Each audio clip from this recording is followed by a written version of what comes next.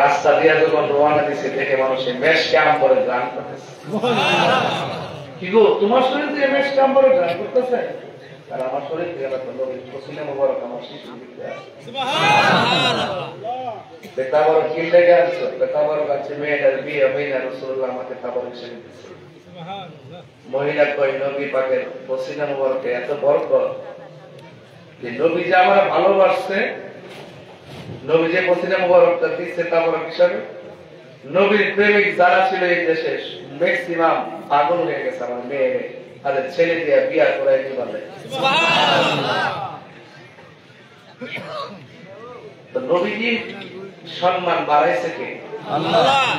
আর বড় করে বাড়াইছে কে? আল্লাহ। এই সাইডটা আপনি কথা বলতেছেন, আমি দুঃখ পাইতেছি। না না, এটা কষ্ট পাইতেছি। আপনাদের কাছে কাছে কথা বলবেন কেন? আমি নবী শান বলতেছি, কথা বলবেন কেন? ঠিক কিনা? কথা বলবেন না প্লিজ। আপনারা আমার অ্যাডমিনিস্ট্রেশন তো ভালো করে জানেন, আমি খুব মনের মাদের জিনিস কথা বলি, কিন্তু আদব না থাকলে আমি তাকে ডিসলাইক করি। এটা জান্নাতের বাগান, এখানে আসছেন সৌভাগ্য নিয়া, কপালটাই যেন খুলে যায়, কপালটা যেন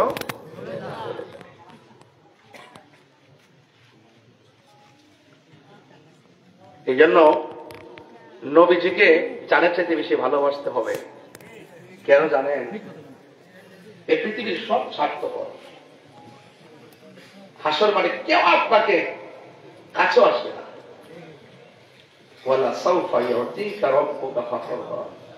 আল্লাহ মানে বন্ধু আপনার উসিলে তো সব বানাইলাম, আপনি মন খারাপ করেন না। হাসর মাঠে আমি আপনাকে এমন দেওয়া দিব শেষ পর্যন্ত পাথর না, আপনি সন্তুষ্ট হয়ে যাবেন।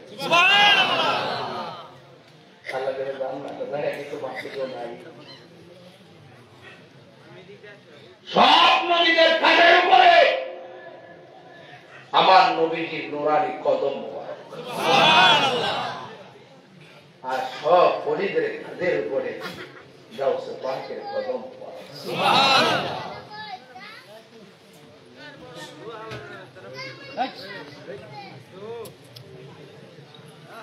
আমার ভাইরা, খাজা গরিবের নামাজ বলেন, হে পৃথিবীর মানুষ, সব ওলিদের ওলি গাউসুল আজম, আর গাউসুল আজমের কত বলেন সব ওলিদের কাজের উপরে।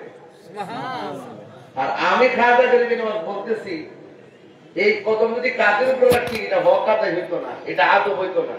গাউসুল পাকের কদম দুইটা আমার চোখের উপর।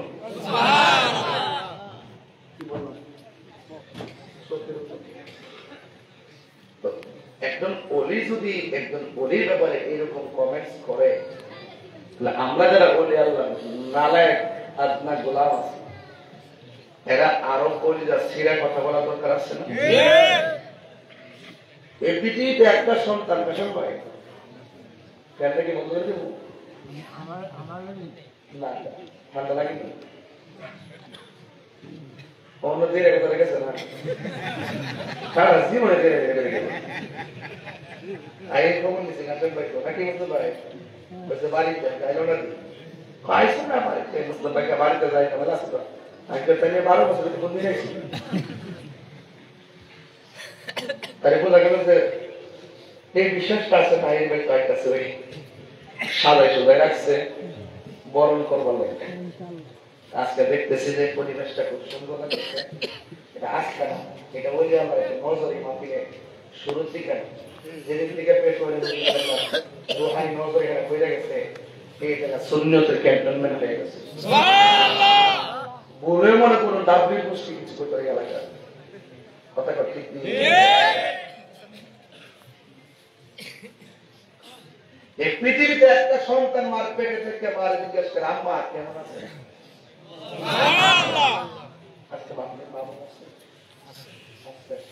আচ্ছা, মা বোনদেরকে উদ্দেশ্য করে বলি, মা গো তুমি যে 5টা সন্তান জন্ম দিলা, কোনদিন সন্তানের কান্নার আওয়াজ তোমার কানে লাগছে?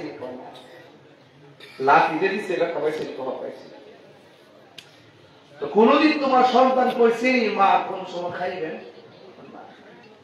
এই পৃথিবীতে একটা সন্তান মার পেটে থেকে মা কটার সময় ঘুমাইবে? আমি কি ভিতরে ওয়াজ করি, বাইরে ওয়াজ করছি চলে, এটা ভিতরে ওয়াজ করি। হ্যাঁ, মা করে বাবার একটু পরে ঘুমাই যাবো। কখন উঠবা? মা বলতে 11টার সময়। মা ঘরের বাইরে যাবে কোন সময়? 11টার সময় যাবে।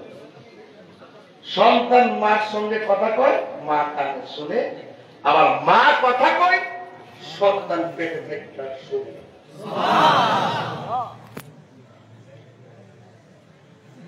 মায়ের নাম হযরতে মরিয়ম। সুবহানাল্লাহ, সুবহানাল্লাহ। মারিয়ামের কি স্বামী ছিল? জি না, পিতা ছাড়াই জন্ম দিয়ে দিয়েছিল। তাহলে বোঝা গেল আল্লাহ ইচ্ছা করলে ইচ্ছা করলে দেখাই দিচ্ছেন। আবার বাপ মা ছাড়াও পারে। আদম আলাইহিস সালামের আব্বার নাম কি? কথা বল। হাওয়া আলাইহিস সালামের আব্বার নাম কি? আদমের আব্বা নাই, আম্মা নাই, জিন্দা দেহ একবারে পানির পুরা দিয়ে মানুষ বলতে কি নবীর কথা বলতে মানুষ এরা বিশ্বাস করতে চায় না। হাতি করতে ডুব দিলেই বুঝে না, শুধু বুঝে কি শরীয়ত। আর শরীয়ত তো আসল। আমি 3টা পুরা খাইয়া একালে আর ওকালে দেখি 3টা পুরা। কয়টা পুরা? একটা মার গর্ভে ছিলাম একটা পুরা, দুনিয়ার তাই দুদিন হায়াত পাইছি একটা পুরা, আর কবর যখন যাবো আর একটা পুরা। এই 3 পুরা দল নইব একালে সেকালে 3 পুরা দল হয়ে যাবে যদি তোমার সিনা থাকে মদিনাওয়ালার আয়না বানাইতে পারো।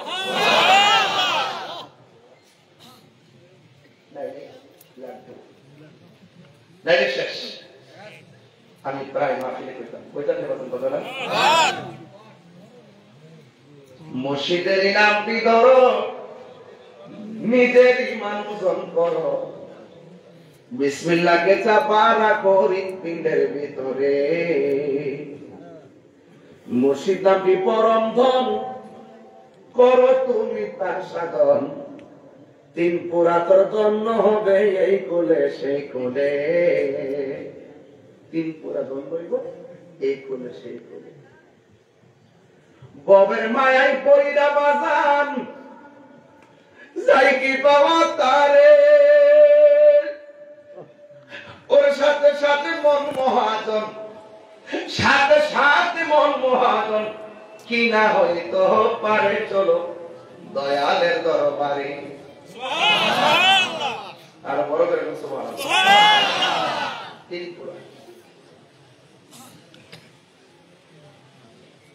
আরেকটা সন্তান মার পেট থাকে। মা যখন হাসি দিত, বাবা তার মাতব করে আব্বারা কি দিত? আমরা হাসি দিলে কি করি? আল্লাহুম্মাহ। শুনবো ইয়ারহামুকাল্লাহ। এই পৃথিবীর মধ্যে একটা সন্তান মার পেটে থাকে, মা যখন হাসি দিত পেটের ভিতর থেকে সন্তান হাসির জবাব দিত।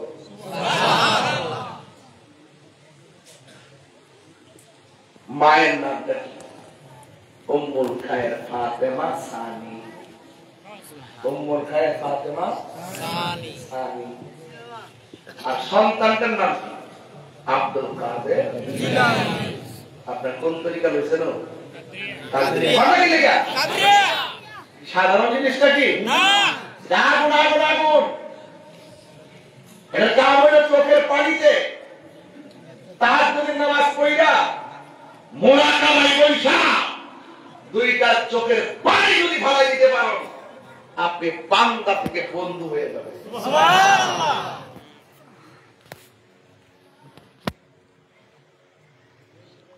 আমাদের ছেলেগুলা বুঝে না তরিকা করলেন। আপনার আব্বা যেদিকে গেছে তরিকা কাপে নিয়ে যাবেন।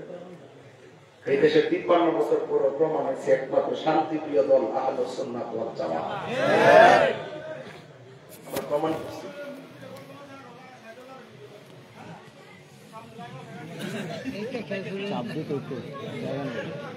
ওরা সালাত না, এরা তো ব্লক পছন্দ না করে। একটা রাস্তা কেন অনেক মুরব্বীরা কিন্তু প্রতিটা বছর বাড়ি ঘর বাইরে জায়গা নেই এদিকে বুঝছে নাকি?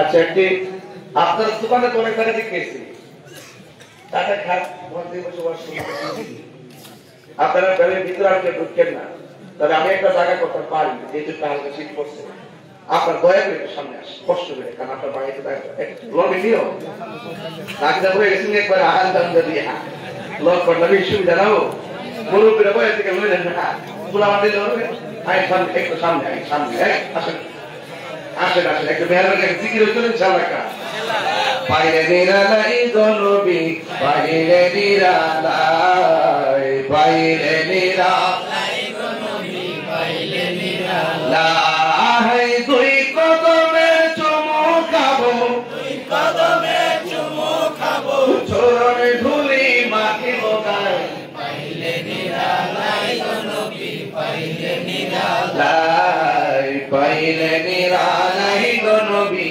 বাইরে নিরালাই আমার নবী নূরের নবী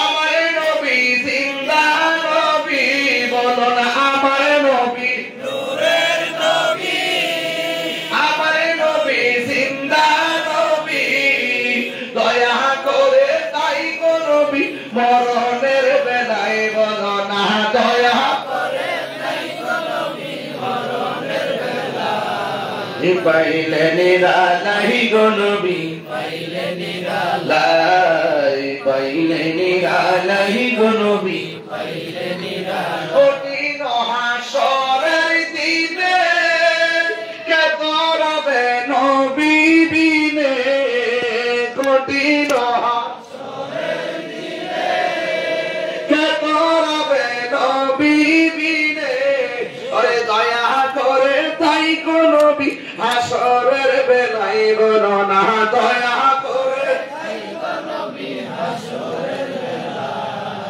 পাইলে নিরালাই গো নবী পাইলে নিরালাই পাইলে নিরালাই গো নবী পাইলে নিরালাই দুই কদমে চুমু খাবো দুই কদমে চুমু খাবো চরণে তুলি মাখিব গায় পাইলে নিরালাই গো নবী অনেক ভালো লাগছে সবাই ঢেউ তুলেন পাইলে নিরালাই গো নবী পাইলে নিরালাই আলহামদুলিল্লাহ নবীকে দেখতে চাই কি চাই না ওলি আল্লাহদের তাজিম দরকার আছে না নাই ওলি আল্লাহদের সোহবতে যাওয়ার দরকার আছে না নাই এই দেশে যারা তরিকাপন্থী মানুষ তাদের দিলটা অনেক নরম থাকে এই দেশে যারা তরিকাপন্থী মানুষ তারা কখনো উগ্র হয় না এই দেশে তরিকাপন্থী মানুষ কখনো টাকা খায়া ঈমান বিক্রি করে না আমার দেশের তরিকাকে অবজ্ঞাকারী এবং আল্লাহর ওলিদেরকে অবজ্ঞাকারী ওলিদের বাজারকে আগুন দিয়ে যারা অগ্নি সংযোগ করে পুরাইছে এদের দিলটা রুক্ষ একমাত্র কারণে এরা ওলি আল্লাহকে হৃদয়ে ধারণ করে না এই জন্য তাদের হৃদয়টা হলো কঠিন পাথরের মতন কথা বলে ঠিক কিনা এই জন্য দেখেন বাংলাদেশের ভিতরে একমাত্র শান্তিপ্রিয় দল আহলুস সুন্নাত ওয়াল জামাত তুমি কে আমি কে আর তুমি এবার আমরা করব অর্জন লাইলে করব বর্জন এবার সুন্নি যে দিকটা যাবে একদিকে যাবে এবার সুন্নির ভোট সুন্নিকে দিবেন আমরা রাজি নেই একটা বার শুধু কর যে হুজুর আমরা জীবনে বহুত করছি আমরা করে কেউ চালের না দিয়ে গেছে না বরং আমরা ব্যবহার করছে লাস্টে যে আপনার খবর হইল না আজকে যাইছি কমরটা ভাঙিয়েছে কিন্তু এই আমরা খবর ল আমরা কি ল আমরা খবর ল তাহলে আমরা সুন্নির ভোট সুন্নিকে দিলে এই যে ৫০০ বট বাহিনী আছে না এরা দেখবেন 10টা লোক নাই অনলাইনে বাউন্ডার চাবি মারে বলছে আমাদের প্রত্যেক পাড়ায় পাড়ায় সুন্নি আছে কথা বলে ঠিক যাবে তাই আমরা পিছিয়ে গেছি কেন আমরা সিদ্ধান্তে ভুল করি এবার আমরা সিদ্ধান্তে ভুল করবো না এবার আমরা একদিকে যাবো একদিকে যাবো কেন্দ্রীয় দিক নির্দেশনা কিছুদিন পরে আসবে ইনশাল্লাহ আমরা একদিকে যাবো রাজি আছেন ইনশাল্লাহ রাজি আছেন ইনশাল্লাহ কারণ আমরা ওলি আল্লাহর মাজার রক্ষা করতে হবে ঠিক কিনা বলেন আমাদের সুন্নিদেরকে রক্ষা করতে হবে এই জন্য আমরা সবাই ঐক্যবদ্ধ থাকতে হবে হয়তো আপনার মুসিবত নাই কিন্তু আমার তো মামলার অভাব নাই আমার ওয়াজ তো ঠিক শুনতে এসেছেন মনে মনে যে ওয়াজতে ভালো লাগে মামলাগুলো দিতেছে আবার কিছু কিছু পাগলা আছে মনে আছে মামলা 100 করলো কাম হতো আর একটা সরি এটা একটা হিসাব ঠিক আছে, কিন্তু কথা শেখানা কত একটা অন্যায় আর একটা ন্যায়। আমার বিরুদ্ধে যা করা হচ্ছে সব অন্যায়, কথা বলেন ঠিক না? আমি আগে যেমন ভাবে কইছি পাক্কা পাক্কা কথা, ফালতা ফালতা কথা, ওখান কি দুইটা কথা কম কোন আমি তো বাচ্চারা কমছে।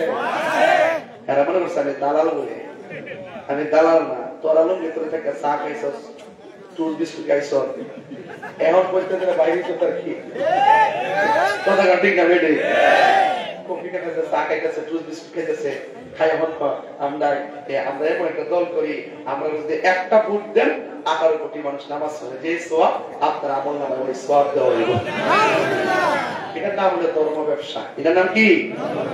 এদের কাছ থেকে সাবধান থাকবেন। আর আপনাকে এমন আদর করবো, একটা বান্ডেল দিব, একটা চাকরির অফার দিব, আপনার ছেলেকে চাকরি দিয়ে দিব, আপনার মেয়ের হাঙ্গা দিয়ে বিয়া দিয়ে দিব, এর কথা বিশ্বাস করেন না।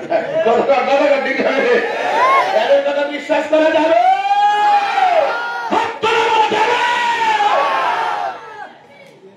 যেদিকে বলবো সেদিকে দেবে মন থাকবো। ওই আল্লাহর মাদার যারা পড়ছে এরা কি মুসলমান? যারা এই 1.5 বছর ধরে দেশ চালাইতেছে তারা কি কোনদিন সুন্নিদেরকে ডাইকে একটা সংলাপ করছে? আমরা বৈষম্য বিরোধী আন্দোলন করছি, বৈষম্য বিরোধী আন্দোলন করে দায়িত্ব তোমরা যে বড় বৈষম্যের জন্ম দিছ, তোমরা সব ফেসিবাদের জন্ম দিছ। 65% সুন্নিদেরকে বাদ দিয়া এই দেশের কোন ধর্মীয় সিদ্ধান্ত হতে পারে না। কথা বলা ঠিক না? এই কথাগুলো আমি বললাম, আমাকে বলে আমি অতিরিক্ত কথা বলি, অতিরিক্ত কথা বলি না, বেশি খাপাই না। কখনো খানকার বয়ে রয়েছি, মাঠে নাম্বার আগে সোজা গেল, শিক্ষকদের আন্দোলন বুঝতাম না, 2 দিন সময় দিছি, মাঠে নাম্বার আগে দাঁড়িয়ে মাইনা নিচ্ছে না। আবার আরেকটা জাতীয়করণ, এটা নিয়ে নামবো, এটা নিয়ে নামার পরে ইনশাল্লাহ প্রত্যেকটা শিক্ষকের মুখে আমরা হাসি ফোটাবো ইনশাল্লাহ।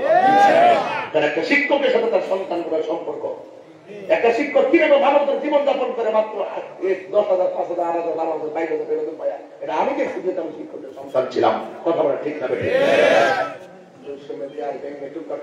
হবে কারণ আমরা বলি আল্লাহ পাগল। মাজার কি বাঁধছে? 90টা মাজার আছে ভাই স্যার, আমরা তো সমস্যা না, কেরাইছে এই এলাকার তো আইসে না, অসুবিধা না। বাবা শাহজালাল কারো বাপে রাখলা না, বাবা শাহজালাল সবাই এই জায়গায় যদি কোনো কেউ লাল চোখ করে সেই চোখ আমরা উপরে ফেলবো। কথা বলে ঠিক কিনা বলে? এই দেশ ইসলামের জানলা অলিগণ, আল্লাহ ইসলামের কারণে এই দেশের মাটি ধন্য হয়েছে, এই মাটিকে ধন্য হয়েছে যারা ওই আল্লাহকে ভালোবাসে, এই জমিনকে তারা ধারণ করে, এরা দেশপ্রেমিক, যারা ওই আল্লাহর মাজার ভাঙতে চায়, এরা হলো এই দেশের দখলদার। কথা বলে ঠিক না? দখলদারদের জন্ম এই দেশে না, এরা বীজ প্রটেক্ট বিল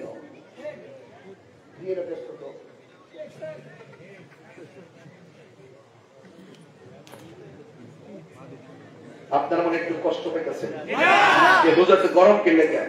নরম মাছ বহুত করছি, নরম মাছ বহুত করছি, করতে করতে করতে করতে চূড়াগুলো আয়া ঘরের ভিতরে ঢুকছে, মনে করছে আপনাদের দেহ হয়ে ঢুকে যায়। এবার পাহাড় বানাইতে হবে, প্রত্যেকটা মাজারের পাশে 4-5টা গ্রাম লইয়া ওলি আল্লাহর মাজার রক্ষার জন্য কি করতে হবে? প্রতিরোধ কমিটি গঠন করতে হবে, যারাই আসবে হাত ভেঙে দিতে হবে। রাইট?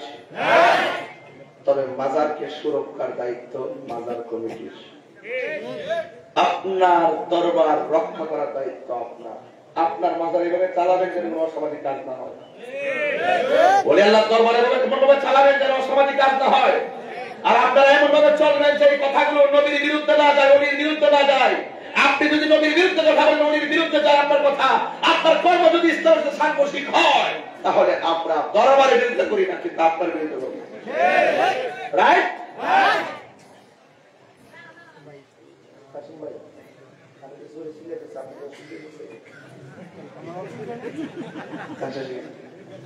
আবার ফাংশন বসছে, আমার অসুবিধা হলে কি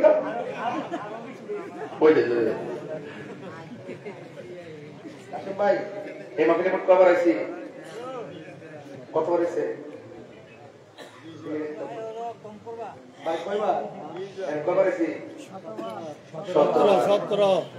আগামী বছর আইলে দেড় যুগ এই কাহিনী সুবহানাল্লাহ সুবহানাল্লাহ। আমার বসে এত বছর পরে এখন বিপদে আমি জানতাম না, জানলে তো 18 বছর আগে সুদা বিদেশ জানলাম যাই আমার আমেরিকাতে বিয়ে করে করলাম বলে কত কিছু মারলাম আমরা কোথায় যেতেছে না আমারে কোন জায়গায় কাটতে আমার কি ও কাকিম ভাই আমরা আগুন এত গরম জিব্বাটা পুড়ে হয়েছি মনে হচ্ছে ফ্যানের বাতাস এসেছে জিব্বাটা ঠান্ডা হই। আল্লাহু আকবার জোরে গান বাজান। এখন মাঠটা খাপে খাপে বসছে আমার পোলা পান্ডি করে পোলা পান্ডি আসেনি আমার পোলা পান্ডি আসেনি এক পুরা বেড়া হাত তুলছে বেড়া পুরো হই মাঠটা ঠিক করে আল্লাহ কবুল করুক আমিন কর। তাদের সাথে আসেননি যদি কেন্দ্র থেকে নির্দেশনাটা আসে এবার চমক দেখাই দেবো ইনশাল্লাহ। মারলে মেজামটা কয়েকদিন পরে ইনশাল্লাহ এবার চমক আমরা দেখাবো ইনশাল্লাহ। সব শুনি হ্যাঁ রাজনীতিবিদরা আছে না আমরা দেশের রাজনীতিবিদরা ওই রাষ্ট্র রাজনীতিবিদরা গণভোটের দাবি করছে গণভোটের দাবি করছে। এখানে মৌলবীরাও আছে মুন্সিরাও আছে ইমাম সাহেবরাও আছে মুহাদ্দিসরাও আছে অনেক ইসলামী দলও আছে দাবি করছে গণভোট। কি লেগে ক্ষমতার চাইতো আরে বেটা এই গণভোট দাবি করো কেন? 94% মুসলমানদের দেশে খেলাফতের নাম দিয়ে গণভোট করার প্রস্তাব করো তাইলে মনে করবো তোমরা হইলা মুমিন মুসলমান অন্য হয়তো না মুনাফিক মুসলমান। কথা বলে তখন তোমরা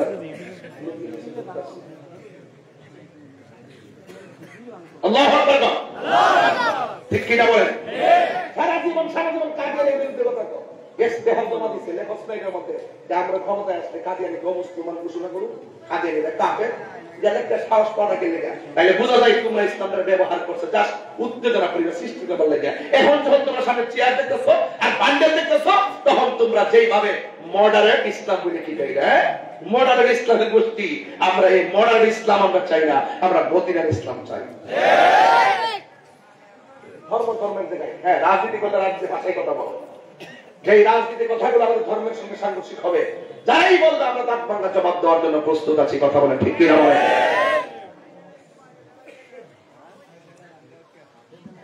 গভীর মনোযোগ একদম নীরব থাকা লাগবে। আমার বক্তব্যকে কেউ রাজনীতি গন্ধ খুঁজবেন না। আমি রাজনীতির ভাষায় কথা বলছিলাম। আমি শুধু ওই সমস্ত মোল্লাদের বিরুদ্ধে যারা পূজার মধ্যে যায় মন্দির বুকে লইয়া কয় রোজা পূজা এক কতই আমি ওই মোল্লাদের বিরুদ্ধে যারা পূজার মধ্যে যায় কয় সকল প্রশংসা আল্লাহর যে আল্লাহ আমার এখানে আনছে। আমি বললাম ওই মোল্লাদের বিরুদ্ধে যারা কয় আমরা একটা ভোট দিলে 18,000 মুসল্লি নামাজ পড়লে যে সওয়াব এই সব তার আমল নামায় আল্লাহ দান করবে। আমি ভাবলাম সেই মোল্লাদের বিরুদ্ধে যারা ওয়াজ মাহফিলের মধ্যে ওইটা আমার নবীকে সাংবাদিক কয় তারা ওয়াজ মাহফিলের মধ্যে ওইটা কয় খাদিজার জীবনে এক ওয়াক্ত নামাজ পড়ে না। আমি কিন্তু ধর্ম নিয়ে চর্চা করি এখানে ভুল করলে আমি ধর্ম না আর এটা কি রাজনীতির বন্ধ বুঝবেন? আমি বাটফার সাইজ করার জন্য আসছি। আমার নাম ওই মুনাফিক দমন কমিশন। কথা কর ঠিক না দমন কমিশন মুনাফিক সাইজ করতে আমি এক কথা দিচ্ছি এক কথা বট বাহিনী একই দল 3টা গ্রুপ করে একটা হলো তুই যায় রাস্তা লাগাতে আর তুই যায় ওই গোপনে একদল ভিন্ন থাকবে আর আমি নাম সন্ধ্যাবেলা যায় টেহার বান্ডারা গ্রুপ করা আর আমরা আজকে বলি শুননি গতকাল বলছিলাম 10 বছর আগে 50 বছর আগে আগামীকাল আমরা জীবনে আমরা পরিচিত গোপন করছি তোরা যে ইসলাম তোরা একটু নাচলে তো রাষ্ট্রিকা মানদানা জামান প্রতিবন্ধী পাগল আমার জন্মের পরে মিথ্যাবাদী আমি জীবনে দেখছি না সরকার আমরা ভুলটা তো বলছে না জানে গর্ব আল্লাহ জানে বাড়িতে কোনো শান্তি নাই এই খাদিজা কি নামাজ পড়ে নাই? হ্যাঁ, নামাজ ফরজ ছিল না, ফরজ নামাজ ওই সময় ছিল না, তাই ফরজ পড়ে নাই। যদি বলে যে কোন সময় পড়ে নাই, তাইলে এটা হাদিসের সঙ্গে সাংঘর্ষিক। কেন? এই জন্য সাংঘর্ষিক। মান সাল্লাহ মা নবী সাল্লাল্লাহু আলাইহি ওয়াসাল্লাম খাদিজা কুবরা রাদিয়াল্লাহু তাআলা আনহা ওয়া আলী ইবনে আবি তালিব রাদিয়াল্লাহু তাআলা আনহু ওয়া জাফর রাদিয়াল্লাহু তাআলা আনহু, সর্বপ্রথম আমার নবীর পেছনে যে মহিলাটা নামাজ পড়ছেন সেই মহিলাটার নাম হলো আম্মা জান খাদিজা। আর সে বলতেছে জীবনে নামাজই পড়ে নাই, পর্দা বলে পড়ে নাই। এই পৃথিবীতে আমার আল্লাহ একটা মহিলার সালাম দিছে, এই মহিলাটার নাম হলো খাদিজাতুল কুবরা, যার সন্তান হলো মা ফাতেমা। যে ফাতেমার ঘরে হইছে হাসান হুসাইন, যদি আল্লাহ আকবার বলতেন না। এই জন্য আমার যুবক ভাইরা অনুরোধ করে বলি, উম্মে সালমা উম্মে আইমান বলেন, আমি নবীর কসরা মোবারক পান করে ফেলেছি, রাসূল বলে তোমার জন্য জাহান্নামের আগুন হারাম। উম্মে আইমান বলেন, একদিন আমি আমার নবী যখন শেষ সময় চলে গেছে, ওই সময় আমি নবীর ঘরের দরজায় গেলাম, যাই দেখি ঘরের ভিতরে একজন লোক আমার নবীর জড়াইয়া ধরে আছে। এখন প্রশ্ন করে লোকটাকে, তিনি আর কেউ না, তিনি হলো বেলায়েতের সম্রাট, যার নাম হলো হযরতে মাওলা আলী রাদিয়াল্লাহু তাআলা আনহু। আল্লাহর হাবিব জড়াইয়া ধইরা নবীর জবান মুবারকটাকে হযরতে আলী রাদিয়াল্লাহু তাআলা আনহুর কান মুবারকের মধ্যে রাখলেন। কান মুবারকের মধ্যে রাখা উম্মে আইমান বলেন, আমি তাকে দেখলাম আমার নবী দীর্ঘক্ষণ পর্যন্ত আলী রাদিয়াল্লাহু তাআলা আনহুর কানের মধ্যে মুখটা লাগাইয়া কি জানে মারিফতের সংলাপ করতেছে। এই জন্য মাওলা আলী দিয়ে বেলায়েত শুরু হয়ে গেল। এই জন্য গৌসুল পাকের সম্মান নিয়ে কিছু কথা বলবো, শোনার জন্য বিনীত অনুরোধ করছি। এই পৃথিবীর মধ্যে একটা মাত্র সন্তান মা হাসি দিলে জবাব দিত, তিনি গাউসুল আজম আব্দুল কাদের জিলানী। হ্যাঁ বন্ধু আমার, তিনি সেই আব্দুল কাদের যিনি রাস্তা দিয়ে যাওয়ার সময় অনেকগুলা মানুষের ভিড়ে গেলেন। যেমন আমি আজকে এখানে আসলাম, প্রথমবার প্রাইভেট কারে উঠলাম, দ্বিতীয়বার মোটর সাইকেল উঠলাম, তৃতীয়বার সিএনজিতে উঠলাম, চতুর্থবার হাইটে আসলাম, যানবাহন চারটা। এই চারটা যানবাহন দিয়ে আমি এখানে আসার সময় রাস্তা দিয়ে অনেকে বলছে রাস্তা ক্লিয়ার করে, ক্লিয়ার কর। যে বলছে ক্লিয়ার কর সে আমার পাশে দাঁড়ানো, যে রাস্তা ক্লিয়ার করছে সে আমার সামনে দাঁড়ানো, যে আমাকে ধরে নিয়ে যাচ্ছে আমি তাকে দেখছি। এই তিন প্রকার মানুষ দেখা যায়, কিন্তু একজন বলি তিনি যে জায়গার মধ্যে যাইতেন, যাওয়ার পরে একটা লোক ডাক দিয়ে বলতো, তোমরা কে আছো? এখানে মাদারজাত কলি আসছে, তোমরা জায়গাটা বড় কইরা দিয়া একটা মাদুল বিছানা বিছায়া দাও। জোরে জোরে কি সুবহানাল্লাহ বলা যাবে না? আল্লাহু আকবার। এই জন্য আমার যুবক ভাইরা, উপস্থিত মানুষ বলতো, কে স্লোগান দিছে? কেউ স্লোগান দিছে? যদি এখন স্লোগানটা শুনতেন সবাই টাকায় দেখতেন কে দিছে। উপস্থিত মানুষ গুলা বলে, আব্দুল কাদের, আপনি আমাদের মাঝে আসছেন, আমরা আপনাকে রিসিভ করলাম, কিন্তু কে যেন আমাদেরকে বললো আপনার জন্য জায়গাটা বড় করে দেওয়ার জন্য, আর আপনাকে সুন্দর করে মাদুল বিছানা বিছিয়ে দেওয়ার জন্য। কিন্তু আমরা কোনো মানুষ দেখলাম না, শুধুমাত্র কণ্ঠটা শুনলাম। আপনার সঙ্গে কি কোনো সফর সঙ্গী এসেছে? না না, আমার সঙ্গে কোনো সফর সঙ্গী নাই। তাইলে যদি সফর সঙ্গী না থাকে, আমরা এতগুলা মানুষ আপনাকে রিসিভ করার জন্য ঘন্টার পর ঘন্টা অপেক্ষা করতেছি, আর আপনি আসার পরে কে যেন আমাদেরকে বললো রাস্তাটা ফাঁকা করে দেওয়ার জন্য, মাদুল বিছানা বিছিয়ে দেওয়ার জন্য। কণ্ঠ শুনলাম কিন্তু মানুষটারে দেখলাম না। কে গো? গাউসুল আজম আব্দুল কাদের জিলানী, জানার ক্ষমতা আছে না নাই? ডাক দিয়া বলে মুসলিয়ানে কেরাম, আপনারা দেখেন নাই, দেখবেন না, কিন্তু আমি যেই জায়গায় যাই এভাবে এলান হয় জায়গা বড় করে দেওয়ার জন্য। কিন্তু যার কণ্ঠ শুনেছেন সে দুনিয়ার জমিনে বাস করে, পরিবার করে, সংসার করে এমন মানুষ না। যিনি বলছেন রাস্তাটা ফাঁকা করে দাও, এখানে মাদ্রাসা তুলি বসবে, এই লোকটা দুনিয়ার কেউ না। এই লোকটাকে আমার আল্লাহ আমার সঙ্গে লাগাই রাখছে, আমার আল্লাহ তাকে আমার সঙ্গে দিয়ে রেখেছে। তিনি কোন আল্লাহর মনোনীত একজন ফেরেশতা। জুড়ে বলুন সুবহানাল্লাহ, আল্লাহু আকবার বলেন। এই জন্য আমার যুবক ভাইরা, গৌসুল আজম আব্দুল কাদের জিলানী, দিলানী আল হাসানী ওয়াল হুসাইনী, তিনি আবার একজন আল্লাহর ওলি, যিনি যখন তিনি ছোটবেলা ছিলেন, জন্মগ্রহণ করার পর মার স্তনের মধ্যে মুখ লাগাই নাই। সবাই বলে কি ব্যাপার, কি সন্তান হইল, মার স্তনের মধ্যে দু মুখ লাগাই না। গাউস পাক আব্দুল কাদের জিলানীকে সময় মতো প্রশ্ন করা হলো, ইয়া আব্দুল কাদের জিলানী, আপনি হওয়ার পরে স্তনের মধ্যে মুখ লাগান নাই, শুধুমাত্র রাতের বেলা খান, দিনে খান না, কারণ কি? কই কেমনে খায়, দিনে তো রোজা, রমজান মাস, এই জন্য আমি আল্লাহর তামিল করি। জোরে বলুন সুবহানাল্লাহ। মাদার জাতরি কাকে বলে? ছোটবেলায় প্রমাণ দিতে হবে। মা সন্তানকে নিয়ে মক্তবের মধ্যে নিয়ে বলছে, হ্যাঁ হুজুর, আমার পুরাটা আপনি আরবি কোরআন। উস্তাদ বলে পড়ো আউযু বিল্লাহ, সন্তান পড়ে বিসমিল্লাহ। উস্তাদ বলে পড়ো আলিফ, সন্তান পড়ে বা। বলো পড়ো আলহামদুলিল্লাহ রাব্বিল আলামিন, সন্তান বলে আলিফ লাম মিম। ডাক ডাকতে বলে কি ব্যাপার, তোমার আমি পড়ি একটা, পড়ো আর একটা। বুঝতে পেরেছি তোমার মা বলি তোমার পড়ায় শিখায় আমাকে পরীক্ষা করতে পাঠাইছে।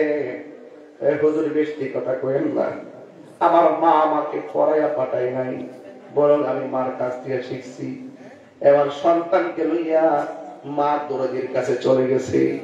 দরদির কাছে যাইয়া বলে, মা আপনার সন্তানকে ছোটবেলায় আমার কাছে পাঠাইলেন, যেই বয়স অনুযায়ী তার কায়দা পড়ার কথা, আমি কায়দা থেকে সবক দিলাম, সে আমপাড়া থেকে সবক লো। আমি আমপাড়া থেকে সবক দিলাম, সে কোরআন শরীফ থেকে সবক লো। আপনি কি তারে শিখাইছেন? আল্লাহর কসম, না না, আমি তারে শিখাই নাই। এবার উস্তাদ সন্তানকে ডাক দিয়ে বলেন, হে আমার সন্তান, তুমি কিভাবে তোমার মার কাছ থেকে শিখছো? সন্তান ডাক দিয়ে বলে, হুজুর, আমার মা আমার পেটের মধ্যে রাখলো, রেখা রেখা 18 পারা কোরআন শরীফ তেলাওয়াত করেছে। আমি আমার মায়ের পেট থেকে শুই না আমি 18 পারা কোরআন মুখস্থ করে বলাইছি। আমি আগেই বলে গেছি, ক্ষমতা আছে না নাই? শোনার ক্ষমতা আছে না নাই? এই ওয়াজটা বোঝার জন্য আগেই বলছি, পৃথিবীর মধ্যে একটা মাত্র সন্তান, মা হাসি দিলে সন্তান জবাব দেয়, এর দ্বারা প্রমাণ হয়ে যায় এখানে মায়ের কণ্ঠের সঙ্গে সন্তানের কণ্ঠ পেটের ভিতরে থেকে হয়ে গেছে, দুনিয়াতে আসার আগেই কানেকশন হয়ে গেছে। কথা বলেন ঠিক কিনা? এই হলো মাদার জাতরি। হুজুর গাউসুল পাকের আম্মা বলে, ও আব্দুল কাদের, বেশি কথা না কইরা ওই খেজুর গাছের গোড়া থেকে যে কংক্রিট গুলো আছে, এই কংক্রিট গুলো একটু দূরে নিয়ে ফেলো। সন্তান বলে, না না, আমি পারবো না।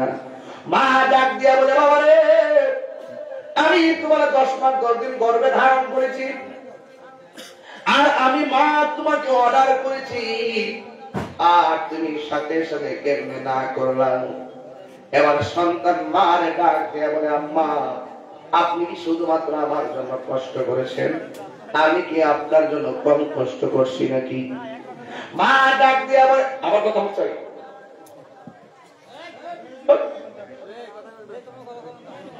মা ডাক দিয়া বলে, হে জাদুমণি, তোমার বয়স মাত্র ছোট, আমার জন্য 2 টাকা রুজি করে দিলা না, একটা বস্তা দিয়ে দেওয়া দিলা না, তুমি আবার আমার জন্য কি কষ্ট করছো বুঝলাম না। এবার গাউসে পাক বলে, উস্তাদের বুঝাইছে, এবার মারেও বুঝাই। আর দেখুন আল্লাহু আকবার, প্রাণ দয়াল রে,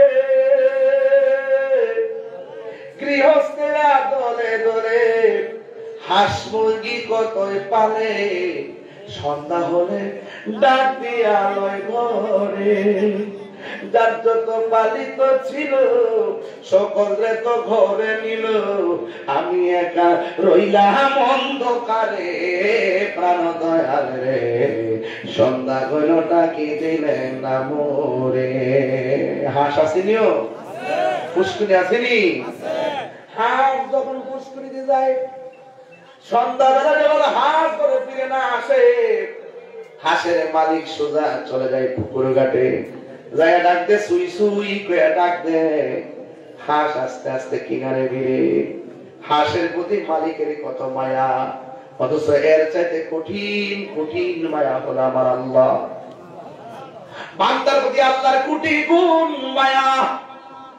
বান্দা যখন বিপথে চইলা যায় গো, আল্লাহ বলে লা তাকুনতু মির রাহমাতিল্লাহ।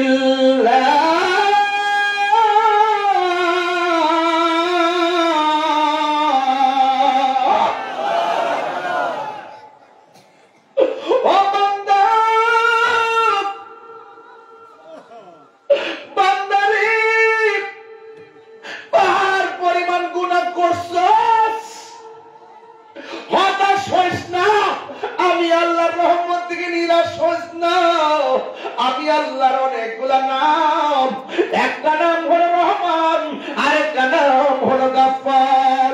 তুই কই গেছস? ও আল্লাহ, আমি তো গুনার সাগরে গেছি, আমি কি তোমার রহমতের কিনারায় ফিরতে পারি? আল্লাহ তো রহমতের কিনার দিকে তোরে ডাকতেছি, আয় আয় আয় আয়।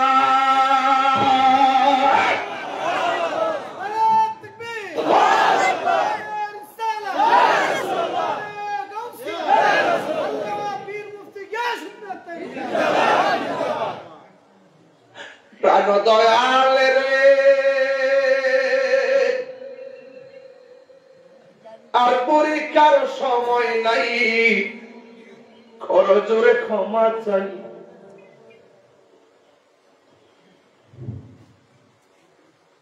শেষের খেয়া না মিলায় আমারে, আমার দিন কি এমনি যাবে? লোকে তোমায় কি বলিবে? এ দুঃখ রইল তাহির অন্তরে। প্রাণ দয়াল রে সন্ধ্যা হইল ডাকি দিলে না মোরে।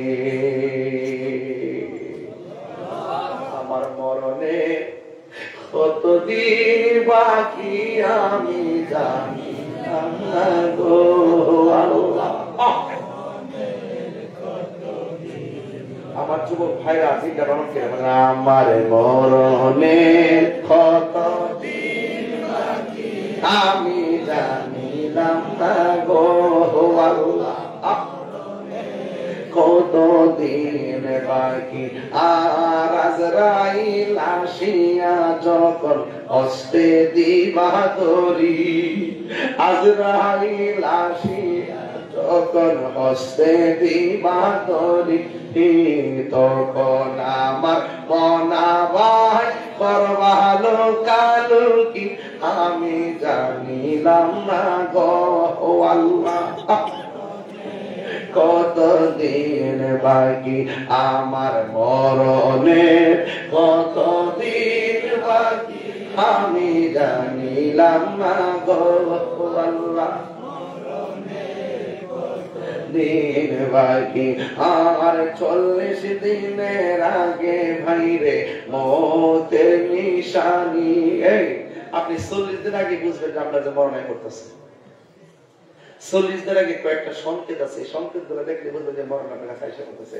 40 দিনের আগে কিছু সংকেত আছে, এই সংকেত গুলো আপনি জানিয়ে রাখলে নিজের প্রস্তুত করতে পারবেন। কথা বলেন।